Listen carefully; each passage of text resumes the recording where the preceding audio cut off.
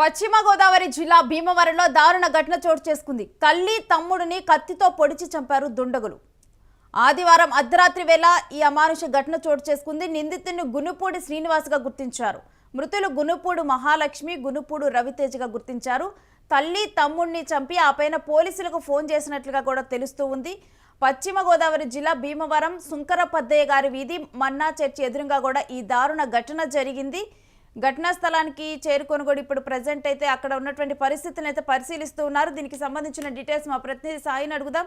సాయి, అసలు ఏం జరిగింది ఈ ఘటనలో? పశ్చిమ గోదావరి జిల్లా భీమవరం 1 టౌన్ పరిధిలో సోమేశ్వర స్వామి టెంపుల్ సమీపంలో నిన్న ఆదివారం అర్ధరాత్రి 1 గంట సుమారుగా 1:03 మధ్య ఒక ఘటన అయితే జరిగింది. ఒక వ్యక్తి తన తల్లి తన తమ్ముడిని అతి కిరాతకంగా కత్తితో పొడిచి చంపినట్లయితే తెలుస్తుంది.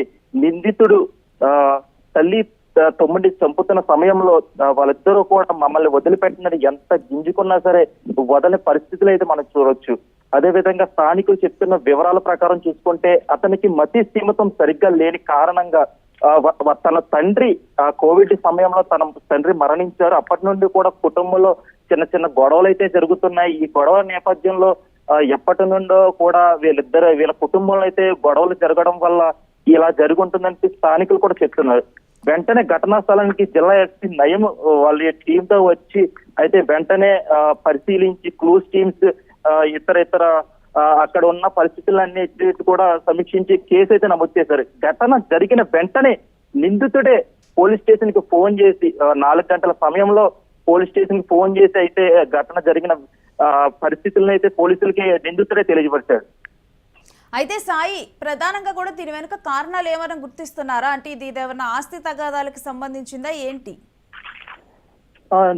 రెనిస్టీ చూసుకుంటే నిందితుడు కొంచెం మతి స్థిమితం అయితే నిందితుడికి సరిగ్గా లేదని చెప్పేసి పోలీసులు అయితే చెప్తున్న స్థానికులు కూడా అక్కడ ఉండే స్థానికులు కూడా ఎప్పుడు నిత్యం కూడా వాళ్ళ కుటుంబంలో అయితే కొన్ని కలహాలు అయితే నడుస్తున్నాయి. చిన్న చిన్న గొడవలు అయితే మాకు ఎప్పుడు కూడా కుటుంబంలో గొడవలు అయితే ఇరుగు పొరుగు వాళ్ళకైతే వినిపిస్తుంటాయి. ఇవే కారణాల వల్లే జరుగుతుంది తప్ప వేరే కారణం ఆస్తి పంపకాలు ఈ విషయం అయితే కాదని చెప్పేసి స్థానికులు కూడా చెప్తున్నారు.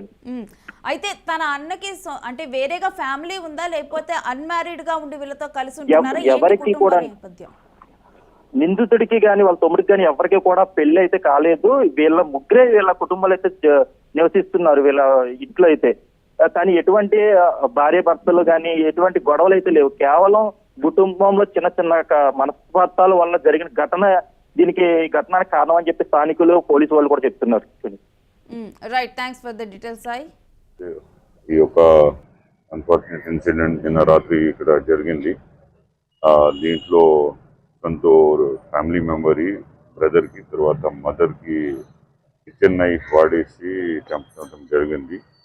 దాదాపు నైట్ బిట్వీన్ 1 to 3 ఇన్సిడెంట్ జరిగాయి.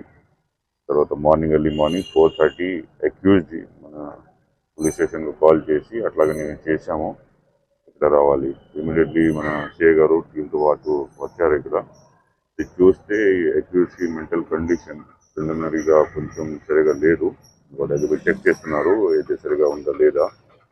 కోవిడ్ టైంకి ఇది ఫాదర్కి డెత్ అయ్యడం జరిగింది. అప్పటి నుంచి కొంచెం ఫ్యామిలీలో అలాగే ఉంటుంది పరిస్థితి. నిన్న కూడా ఈ బ్రదర్ ఆయనకి చెప్పారు బయట చేసి ఇది గొడవ కానీ కేకులు చేసి అట్లా చేయలేదు along with other neighbours and other people on the road. దానివల్ల ఇది చాలా కోపంలో వచ్చేసి అట్లా మల్టిపుల్ స్టాబింగ్ చేసేసి ఘటన జరిగింది.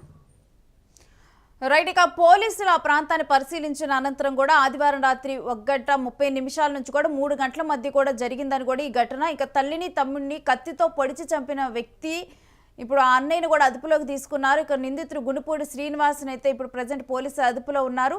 వీళ్ళ తల్లి గునుపూడి మహాలక్ష్మి, తనకు 67 సంవత్సరాలు. ఇక తమ్ముడు గునుపూడి రవితేజ 33 సంవత్సరాలు. అయితే ఇట్లు అన్నయ్య తమ్ముడు తల్లి మధ్య ఎప్పుడు కూడా ఏదో ఒక గొడవలు అవుతూ ఉండేవి, అవి వినిపిస్తూ ఉండేవని కూడా స్థానికులు చెప్తున్నారు. అయితే దీనికి ప్రధానంగా కూడా మరి దీని వెనక ఏమైనా ఆస్తి తగాదాలా లేకపోతే ఇంకేమైనా మనస్పర్ధలు ఉన్నాయా అనే విషయాలైతే ఎవరికి కూడా ఇప్పుడైతే దీని గురించి ఏం తెలియలేదు. కాకపోతే అక్కడ ఉన్నటువంటి స్థానికులతో కానీ వాళ్ళతో క్లోజ్గా ఉన్నటువంటి వారితో కానీ వాళ్ళ చుట్టాలతో కానీ వీళ్ళందరినీ ఇన్వెస్టిగేట్ చేస్తే కానీ ఇప్పుడు నిందితుడు కూడా అదుపులోనే ఉండటం జరిగింది. తనకే తానే ఇటు తల్లిని తమ్ముడిని వాళ్ళిద్దరూ కూడా చంపే సమయంలో కూడా మమ్మల్ని వదిలేయని వేడుకున్నా కానీ వదిలేయకుండా కూడా తను చంపడం జరిగింది. అయితే అక్కడ ఉన్నవారు చెప్తుంది ఏంటంటే ఇప్పుడు అన్న ఎవరైతే చంపాడో గునుపూడి శ్రీనివాస్ తనకి మతిస్థిమితం సరిగ్గా ఉండదు అని చెప్తూ ఉన్నారు. ఇక ఇన్వెస్టిగేషన్ తర్వాత ఏంటి ఎందుకు చంపారు ఈ అన్ని విషయాలను కూడా పోలీసులు అయితే తేల్చనున్నారు.